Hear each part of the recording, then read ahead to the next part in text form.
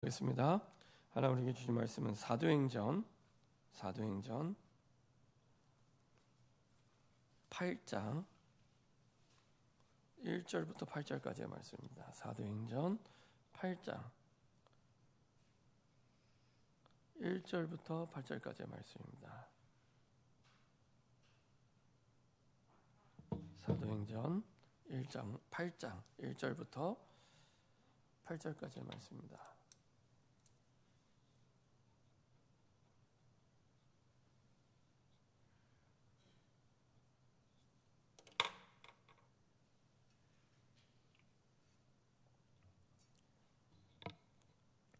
사도행전 8장 1절부터 8절까지 교독하도록 하겠습니다. 제가 먼저 읽도록 하겠습니다. 사울은 그가 죽임을 그날에 예루살렘에 있는 교회에 큰 박해가 있어 사도 외에는 다 유대와 사마리아 모든 땅으로 흩어지니라.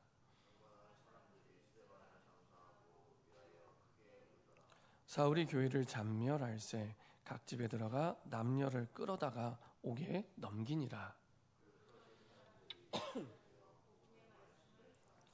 빌립이 사마리아 성에 내려가 그리스도를 백성에게 전파하니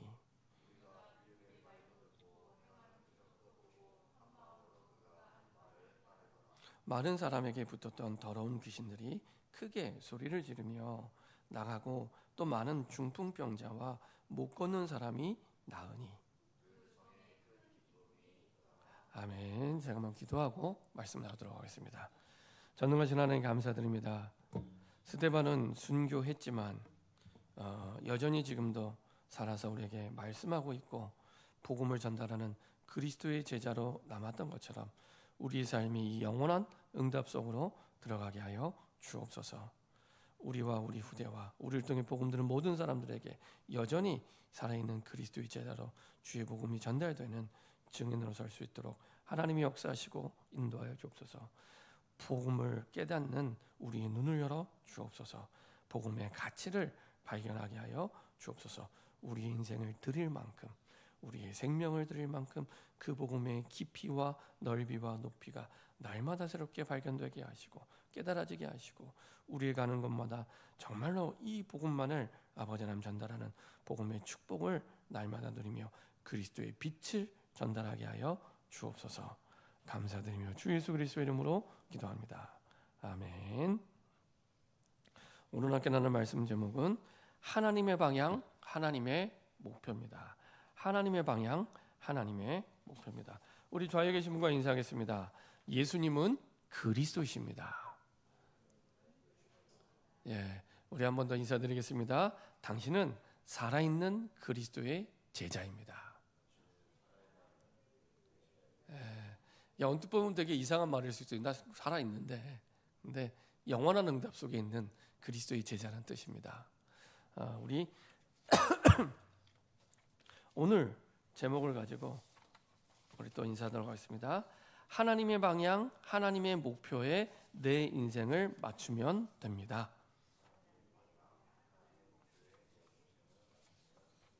그렇죠? 우리가 지금 보니까 시대적으로 교회적으로 뭐 많은 부분에 있어서 혼란스러운 시대를 살아가고 있습니다. 이때 그 혼란을 뛰어넘는 하나님의 응답소로 들어가는 길이 있습니다. 길. 그것이 뭐냐? 우리가 혼란스럽거나 힘들거나 어려울수록 항상 우리는 어디로 들어가냐?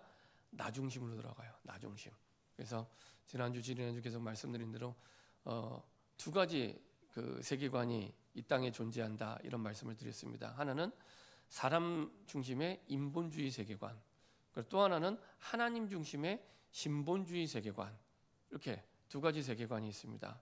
이 속에서 세 가지 나라의 그 삶을 살아가게 되죠. 어떤 사람은 세상 나라 속에 파묻혀 살아가게 되고 어떤 사람은 그 세상 나라 속에서 사단의 나라에 잡혀 살아가게 되고 어떤 사람은 똑같이 세상 나라 속에 같은 공간에 있지만 하나님 나라의 응답과 축복 속에 살아가게 됩니다. 근데 그게 인본주의 세계관이냐 신본주의 세계관이냐 여기에 따라서 완전히 달라지게 됩니다. 인본주의의 기준은 항상 사람 중심입니다. 사람의 생각, 사람의 마음, 그리고 판단, 결정, 기준이 항상 거기에 있습니다. 신본주의 세계관은 항상 하나님 중심, 복음 중심, 교회 중심, 강단 중심, 그렇죠? 두 가지 세계관에서 살아가게 됩니다. 그때 하나님은 우리에게 하나님의 방향에 내 인생의 방향을 맞추고 하나님의 목표가 내 인생의 목표가 될 때 시대의 혼란스러움과 어려움을 뛰어넘는 응답 속으로 들어가게 됩니다. 반드시 그리스도 안에 있는 우리에게는 하나님이 원하시는 방향이 있습니다. 많은 어려움, 핍박, 오늘 이제 말씀을 보게 될 텐데요. 많은 어려움, 핍박, 고통, 문제 속에는 항상 예외 없습니다. 항상 변함없이 하나님이 원하시는 방향이 있습니다. 그리고 그 방향 속에 하나님이 원하시는 목표가 있습니다. 그 방향을 맞추면 됩니다. 그 방향으로 전환하는 전환점의 시간표가 바로 그 핍박의 시간표, 문제의 시간표입니다. 그래서 하나님이 원하시는 방향, 하나님이 원하시는 목표, 거기에 맞추시면 됩니다. 하나님 우리를 살아있는 그리스도의 제자로 부르셔서 복음을 24시간 누리고 전달하도록 축복해 주셨고요. 그리고 하나님이 복음이 담긴 언약의 말씀을 24시간 누리고 전달하도록 축복해 주셨습니다. 그래서 그 속에 있으면 자연스럽게 내 인생이 하나님 중심, 복음 중심, 교회 중심, 강단 중심, 그렇죠? 목회자 중심 이렇게 가게 됩니다. 그 응답 속에 하나님이 우리를 부르시고 인도해 주셨습니다. 그래서 복음 24라는 것은 내 능력으로 사는 삶이 아니라 예수님을 믿는 믿음으로 사는 삶. 예수 이름은 다 알아요. 예수 이름은 다 아는데 예수 이름을 믿는 사람은 많지 않습니다. 그래서 예수 이름을 믿는 믿음의 삶이 복음 24의 삶이고요. 그리고 언약 24의 삶은 그 속에서 내 능력으로 내 계획으로 살아가는 삶이 아니라 하나님의 말씀으로 살아내는 삶. 그렇죠? 내 능력이 필요 없습니다. 그래서 내가 연약해도 되고 부족해도 되고 모자라도 돼요. 괜찮아요. 말씀으로 살아내는 삶은 사실은 누구나 하나님의 은혜가 임하면 살 수 있는 겁니다. 그렇죠? 스데반이 지난주에 말씀드린 대로 원래 뛰어나서 능력이 있어서 하는 캐릭터가 독특하고 특별해서가 아니고요. 하나님이 그런 복음을 내 인생과 생명을 드려도 아깝지 않을 만큼의 아까운 정도는 기쁜 마음으로 인생을 드리고 생명을 드릴 수 있는 은혜가 임했기 때문에 가능한 삶이죠. 누구든지 그 은혜를 원하면 받을 수 있습니다. 그렇죠? 원하면 받을 수 있습니다. 그래서 살아있는 그리스도의 제자의 삶은 그런 삶이었습니다. 그래서 그리스도께서 감람산에서 주신 세상 살릴 수 있는 비밀가 아닌 자, 어떤 비밀입니까? 세상을 내 능력으로 사는 게 아니라 하나님의 나라가 임하면 살아나게 됩니다. 하나님의 나라가 임하면. 그래서 하나님의 나라가 임하기 위해 하나님은 예수님께 주셨던 대로 확실한 만원 증거로 친히 살아계심을 우리를 통해 이제 나타나게 하시고요. 언제 나타나냐? 부활하신 예수를 증거하고 선포할 때. 부활하신 예수.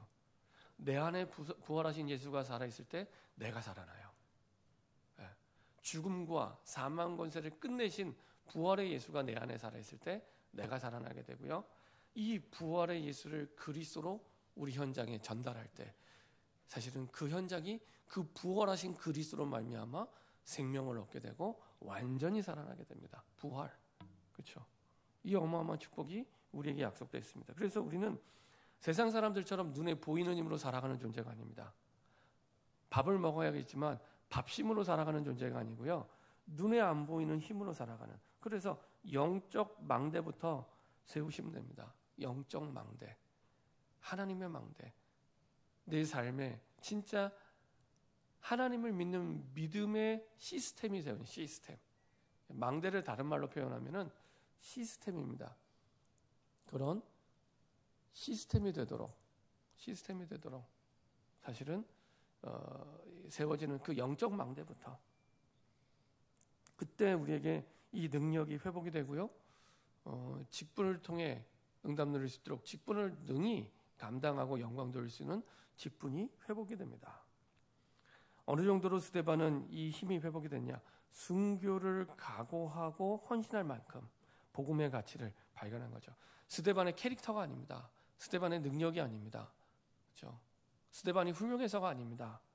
복음의 가치를 발견, 눈이 열린 겁니다. 눈이 열린 겁니다. 그래서 복음이 이런 거라면 내가 죽어도 괜찮겠구나. 죽어도 감사하겠구나. 죽어도 기쁘겠구나. 이렇게 발견이 된 겁니다. 왜냐? 모든 것을 다해도 복음이 없으면 개인의 운명과 시대의 재앙을 막을 수 없구나. 복음만이 살 길이구나. 이 나라도 민족도 교회도 복음만이 살 길이구나. 여기에 답을 얻은 겁니다.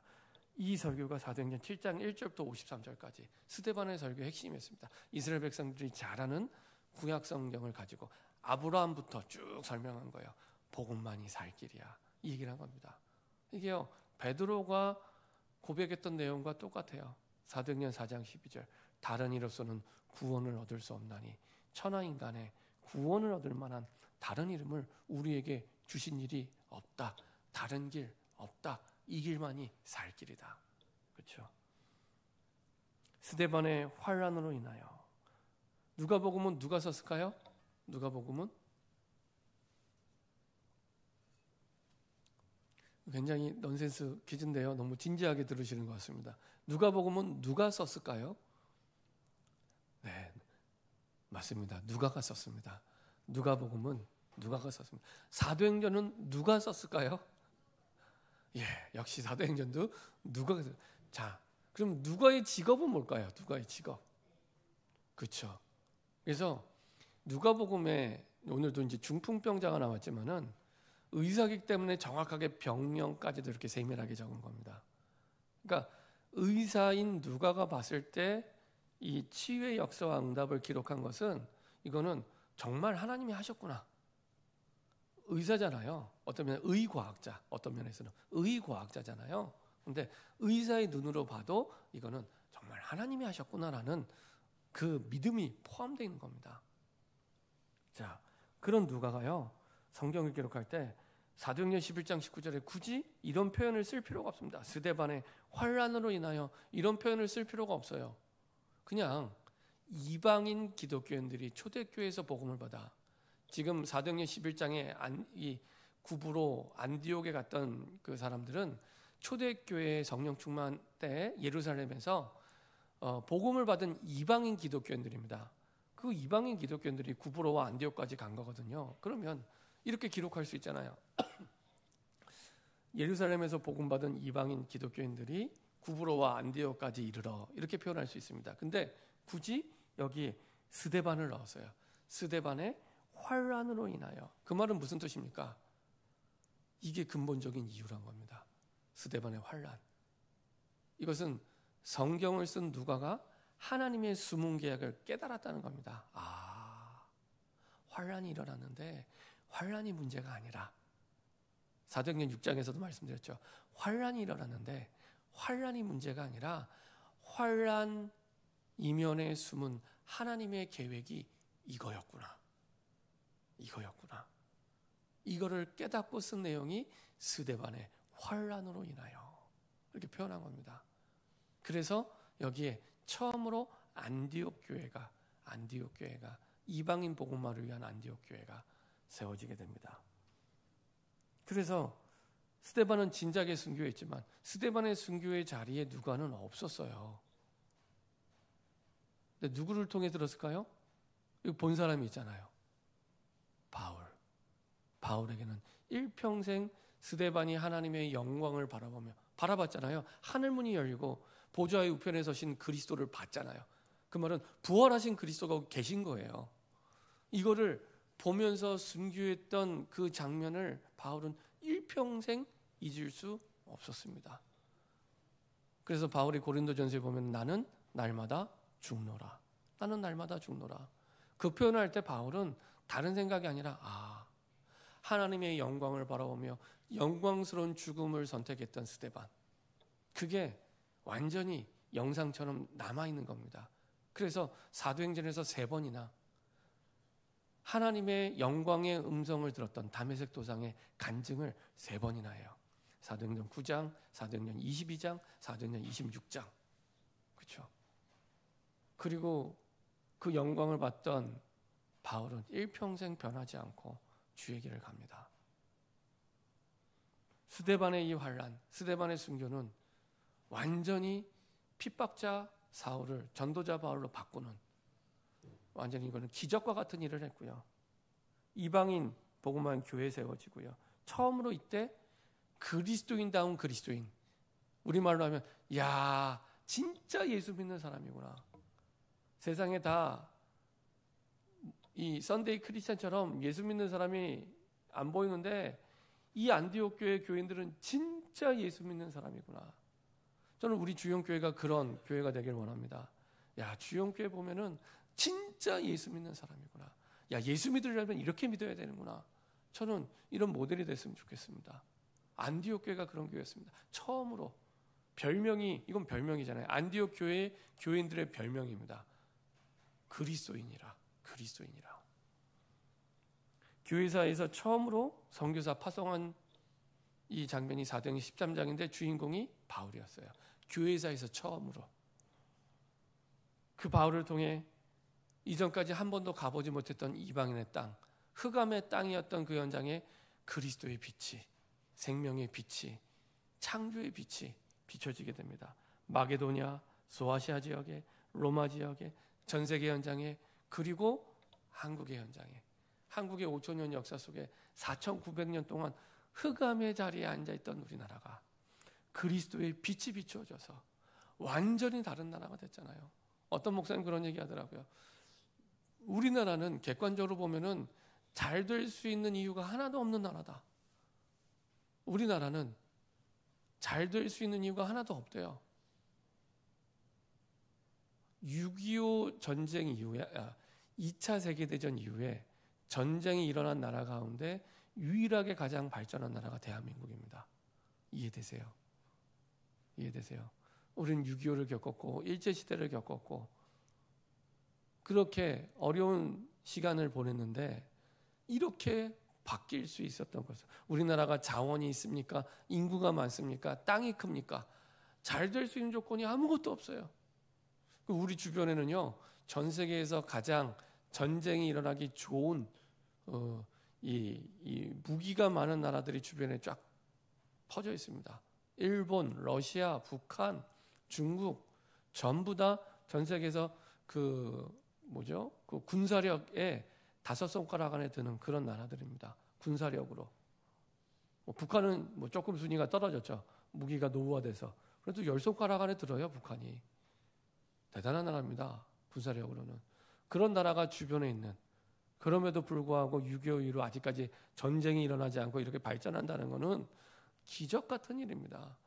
아무리 생각하고 또 생각해도 세계복음화 때문에 주시는 하나님의 은혜가 아니면 사실은 이렇게 발전할 수 없는, 예를 들면은, 자, 저를 보세요.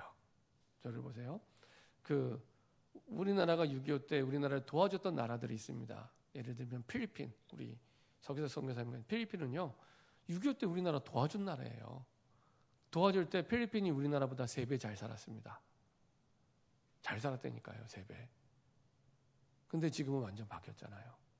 필리핀은 1년에 2모작 합니다. 2모작, 3모작까지도 가능해요. 그러니까 추수를 3번 할 수 있어요. 2번, 3번을 할 수 있고요. 자원도 어마어마하게 많습니다. 인구도 우리보다 2배 이상 많아요. 1억 1,000만. 땅도 커요. 근데 우리가 잘 살아요. 이해되세요? 거긴 6.25도 안 겪었어요.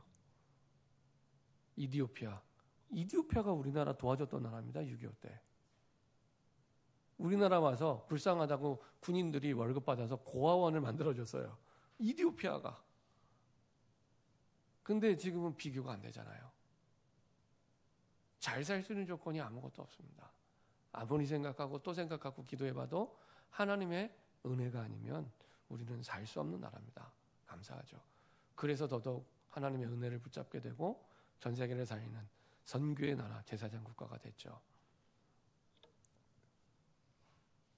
살아있는 그리스도의 제자 한 사람으로 말미암아 영원한 응답이죠.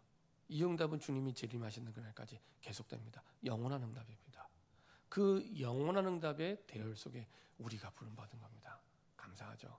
영원한 응답의 대열 속에.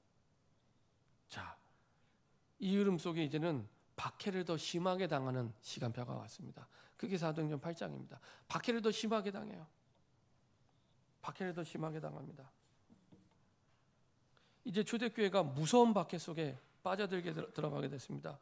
보통 한 사람을 죽이는 거는 처음엔 어려운데 한 사람을 죽이고 나면 두 번째, 세 번째, 네 번째 죽이는 건 쉽습니다. 죽여봤거든요. 지금 스데반 죽였잖아요. 그래서 그 뒤로 이제는 이제 엄청난 무서운 박해 속에 들어가게 됩니다. 사울은요, 스데반의 죽임을 오히려 마땅히 여겼대요. 당연히 죽을 놈이 죽었구나. 이게 사울의 생각이었습니다. 왜냐? 이 성전을 모독하고 성전을 모독했기 때문에 성 밖으로 끌어내서 죽인 거예요. 이스라엘 사람들이 가장 중요하게 생각하는 게 성전, 하나님인데 이거는 신성 모독죄를 지었다. 그러면 신성 모독죄. 그래서 너는 성 안에서 죽을 자격도 없어. 그래서 성 밖으로 끌어내서 돌로 쳐 죽인 겁니다. 그러니까 사울은 완전히 바리새인 중에 바리새인이었잖아요. 율법주의자잖아요. 그러니까 당연히 죽을 죄 지어서 죽은 거야. 이렇게 생각하는 겁니다. 그리고 이제 성경에 나와 있는 대로 예루살렘에 있는 교회 큰 박해에서 이제 사람들이 막 감옥으로 잡혀가고 끌려가고 두들겨 맞고, 그러니까 사도 외에는 다 흩어지기 시작합니다. 유대로 사마리아로 모든 땅으로, 유대로 사마리아로 모든 땅으로 흩어지게 됩니다. 자, 3절에 보면 얼마나 박해를 심하게, 그 중에서도 사울이 앞장서서, 그래서 죄인 중에 괴수라고 얘기하는 겁니다. 앞장서서 교회를 잔멸할새 각 집에 들어가. 야, 집집마다 잡아오려고 신방을 합니다. 집집마다 신방을 가서 남녀를 끌어다가 옥에 넘기니라. 그러니까 완전히 행동대장이죠. 그냥 대충 한 게 아니라 확실하게 한 겁니다. 확실하게. 집집마다 들어가서 사람을 끌어내서, 그러니까 남녀 구분하지 않고 여자라고 봐주지 않고 끌어내서 감옥에 넘기는. 그럼 예루살렘 전체 어마어마한 박해가 시작된 겁니다. 여기 보면은 사울이 교회를 잔멸할세라고 되어 있잖아요. 잔멸할세. 이게 원래 원어의 뜻이 뭐냐면은, 왜 멧돼지가 내려오면은 그 밭에 막 밭을 휘저어놓고 가잖아요. 그 표현입니다. 멧돼지가 내려와서 밭을 막 휘저어놓고 가는, 그렇게 짓밟았다는 얘기입니다. 예수 믿는 사람을. 이게 지금 그 내용입니다. 사울이 교회를 잔멸할세. 근데 이 누가는 뭐라고 표현되어 있냐 보세요. 분명히 성도들 한 사람 한 사람이 지금 그렇게 멧돼지가 밭을 짓밟는 것처럼 지금 핍박을 받고 있잖아요. 근데 성도들을 잔멸한다고 표현 안 하고 교회를 이렇게 표현합니다. 교회가 뭡니까? 주의 피로 사신 교회죠. 이거는 그리스도를 핍박하는 겁니다. 예수님을 핍박하는 겁니다. 성도를 핍박하는 게 아니라 예수님을 핍박하는 겁니다. 그래서 나중에 다메섹 도상에서 우리가 이제 다음에 보겠지만은 예수님이 이제 뭐라고 표현합니까? 사도행전 9장 4절에 사울아 사울아 내가 어찌하여 나를 박해하느냐. 바울은 예수님 본 적도 없는데요. 바울은 예수님 본 적이 없습니다. 예수님을 따라다닌 적도 없어요. 근데 예수님은 그렇게 표현하세요. 왜 나를 박해하느냐. 그럼 교회를 박해했기 때문에. 그냥 사람을 박해한 게 아니라 교회를. 그러니까 성도 한 사람 한 사람이 교회잖아요. 그 모임도 교회고 교회를 박해하는 겁니다. 그렇죠? 이렇게 마구잡이로 멧돼지가 밭을 짓밟는 것처럼 교회를 짓밟고 박해한 겁니다. 큰 박해가 일어나게 된 거죠. 그리고 사도에는 다 유대와 사마리아 모든 땅으로 흩어져요. 어찌 보면 이게 스데반하고도 대조가 돼요. 스데반은 당당하게 순교했잖아요. 그렇죠? 순교했잖아요. 근데 이 사람들은 도망갔잖아요. 어떤 면에서는 비겁한 것처럼 보일 수도 있고 연약한 것처럼 보일 수 있고 그럴 수 있습니다. 자기 생명, 그것도 어디로 도망가요? 사마리아. 사마리아는 어떤 땅입니까?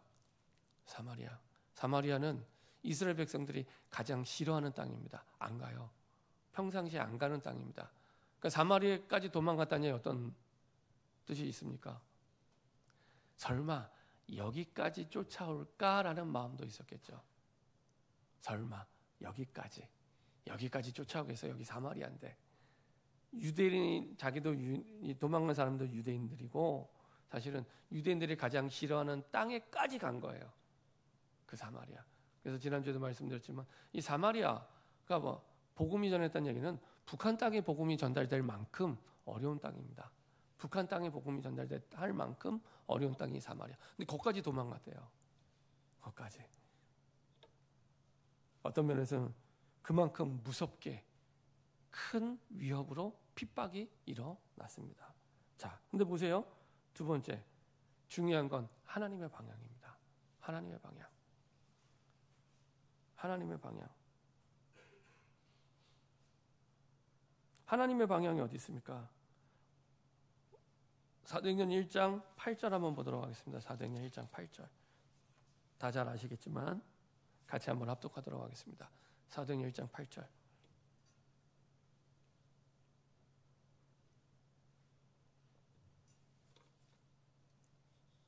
사도행전 1장 8절입니다.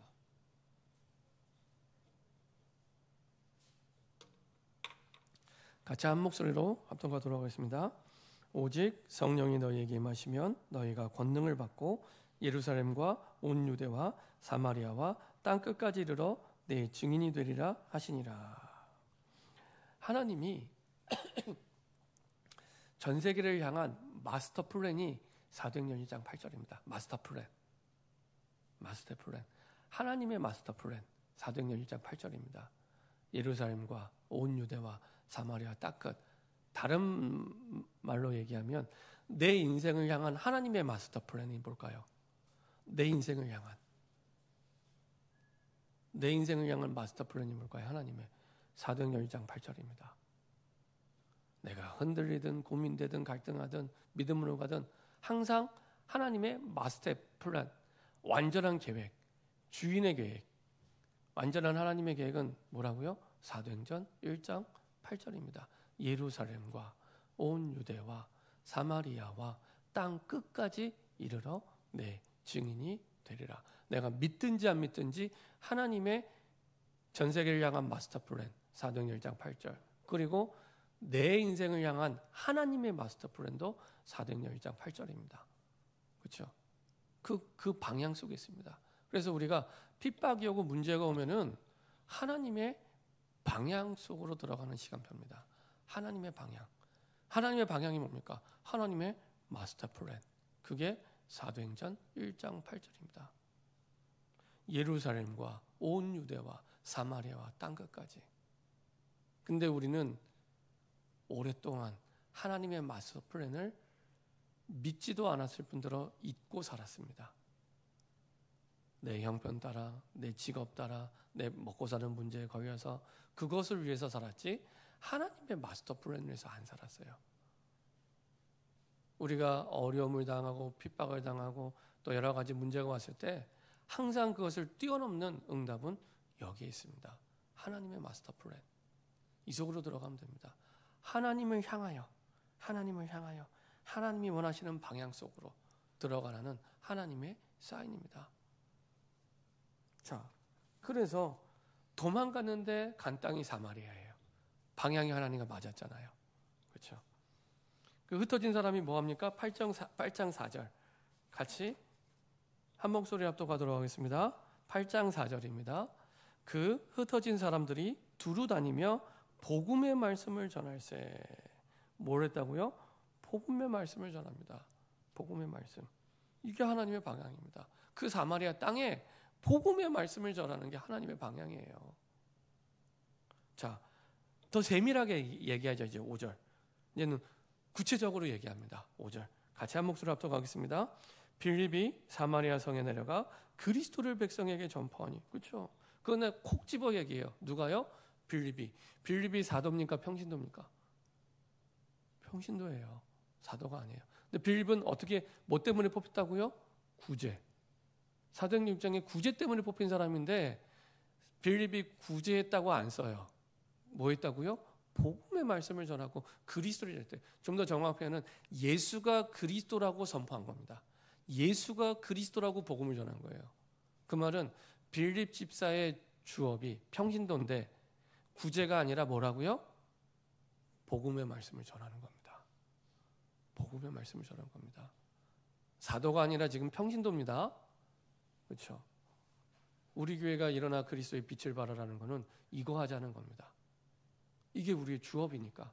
저도 이게 주업이고요. 여러분도 이게 주업입니다. 이게 주업이기 때문에.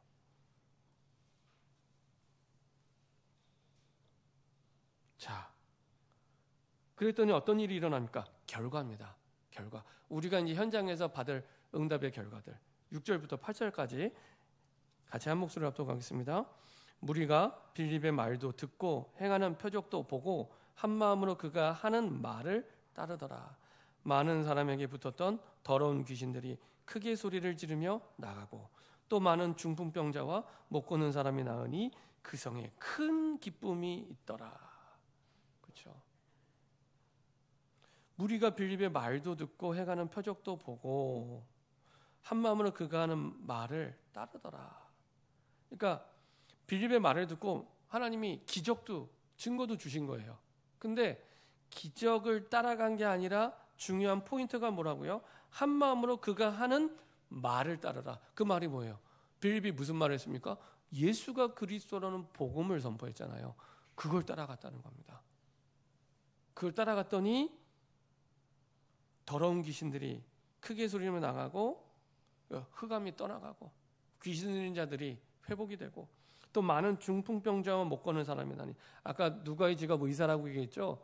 딱 병명을 그 지정해서 얘기한 건, 이건 누가가 의사인 성격이기 때문에 구체적으로 병명까지 얘기한 거예요.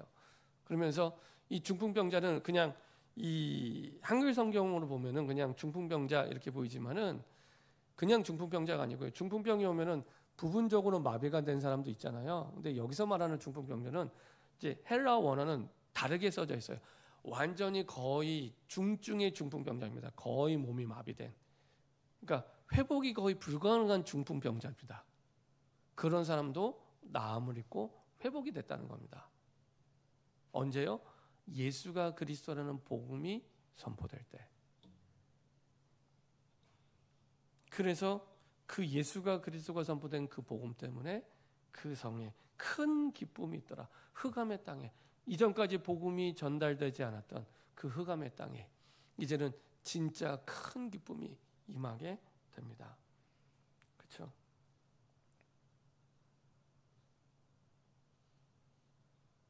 하나님의 목표는 뭡니까? 그러면 그렇죠? 하나님이 이방인으로 이끌어간 목표는 이방인들에게 복음 전하는 겁니다. 계속 그 방향을 이끌어요.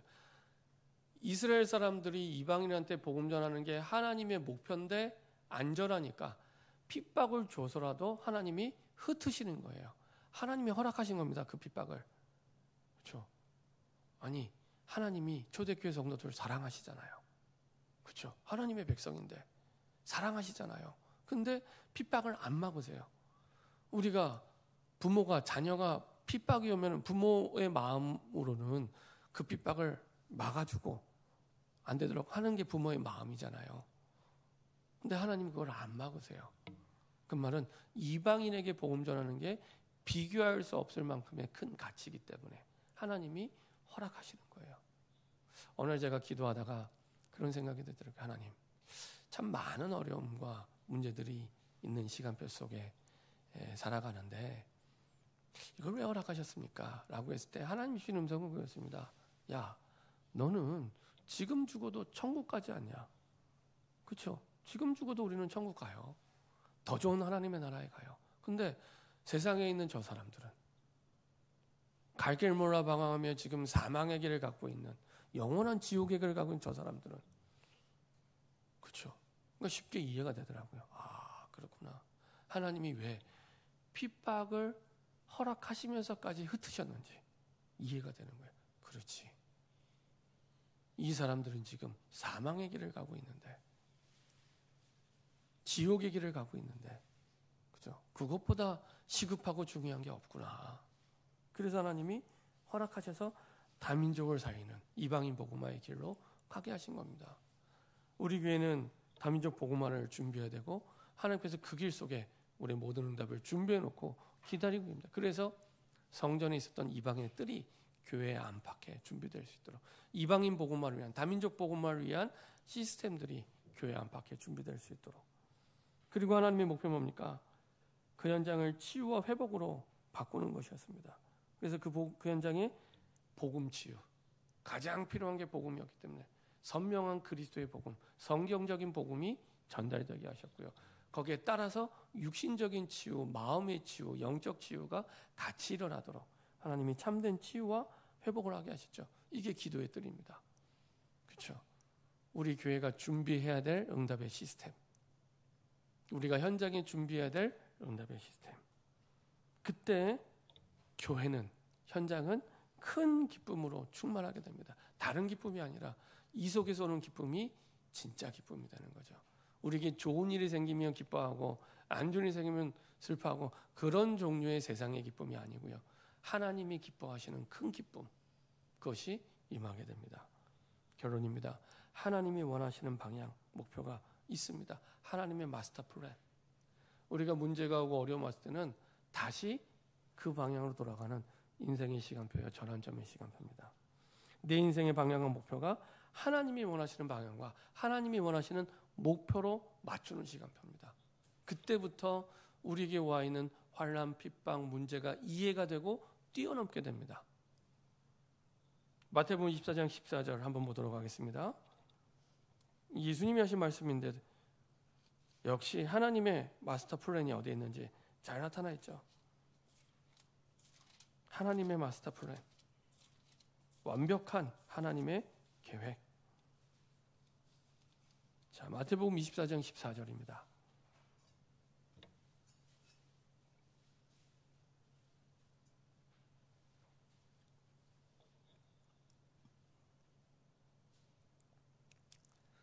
같이 한 목소리로 합독하겠습니다. 이 천국 복음이 모든 민족에게 증언되기 위하여 온 세상에 전파되리니 그제야 끝이 오리라. 사도행전 1장 8절과 똑같습니다. 그렇죠? 이 천국 복음이 하나님의 나라가 임하게 하는 복음, 하나님의 통치가 임하게 하는 복음, 그렇죠? 복음이 모든 민족에게 증언되기 위하여, 모든 민족에게 필요하다는 얘기입니다. 그리고 분명한 증거를 가지고 하나님이 하시겠다는 거죠. 증언되기, 증언하기가 아니라 증언되기. 온 세상에 전파하리니가 아니 되리니. 하나님이 하시겠다는 겁니다. 하나님이 주인 되셔서 하나님이 하시겠다는 겁니다. 그러니까 우리의 능력, 우리의 스펙이 필요치 않다는 얘기입니다. 마음만 담아도 돼요. 이 언약을. 마음만 담아도 됩니다. 되리니 그제야 끝이 오리라. 우리는 이 끝을 보고 살아가는 주인공들입니다.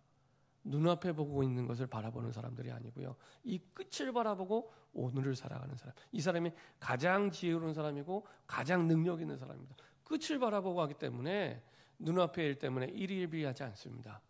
이 끝을 바라보고 가는 겁니다. 이 하나님의 마스터 플랜을 바라보고 우리는 오늘도 가고 있는 겁니다. 그래야 오늘을 올바르게 살려내게 되죠. 하나님의 목표가 내 인생의 목표가 되면 됩니다. 다민족 치유 후대, 그렇죠?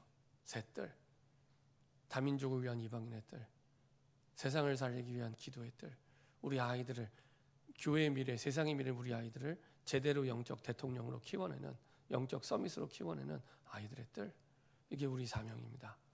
이때 교회다운 교회가 됩니다. 이 일의 증인으로 우리를 부르셨어요. 그 말은 우리에게 마음만 담아도, 이 약속을 마음만 담아도 증거를 주시겠답니다. 증거를 주시겠답니다. 감사하죠. 그래서 이 축복을 누릴 수 있는 영적 망대부터 세우면 돼요. 어떻게 해요? 오늘의 말씀, 오늘의 기도, 오늘의 전도. 그렇죠? 그러면 됩니다. 특별히 오늘 오후 예배 때는 오늘의 말씀, 기도, 전도에 대해서 왜 이걸 해야 되나 좀 말씀을 나누게 될 텐데 꼭 참석하시고 같이 말씀을 들으시면 좋을 것 같습니다. 이렇게 영적 망대부터 우리 삶에 세워지는, 그래서 이제는 내 방향, 내 생각, 내 뜻이 아니라 하나님의 마스터 플랜 속에서 나온 하나님의 방향, 하나님의 언약 속에서 나온 하나님의 목표로 살아가는 우리의 삶과 인생 되기를 바랍니다. 우리 합심해서 한번 기도하겠습니다. 합심해서 한번 기도하겠습니다. 하나님의 마스터 플랜 속에서 나온 하나님의 방향으로 우리의 인생 방향이 수정되게 하여 주시옵소서. 하나님의